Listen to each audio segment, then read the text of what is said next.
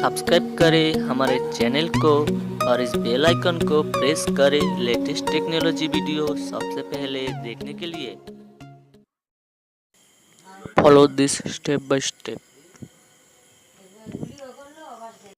Introducing Paytm Payments Bank.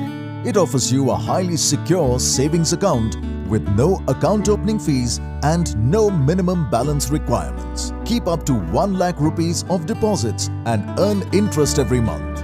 What's more, you also get a free digital debit card that you can use for all kinds of online transactions. And no need to wait for a monthly account statement.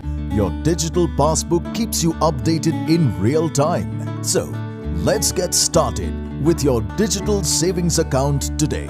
Open your Paytm app and go to the bank icon. Click on Open your savings account. Set up a passcode which you will need to access phone banking. Re-enter to confirm it. You may choose to add a nominee now or later at your own convenience. If you're a full KYC verified user, your account will be activated in just a few minutes. If you're not a full KYC verified user, you would have to register your Aadhar card details. Enter the Aadhar card number and click on Verify Aadhar.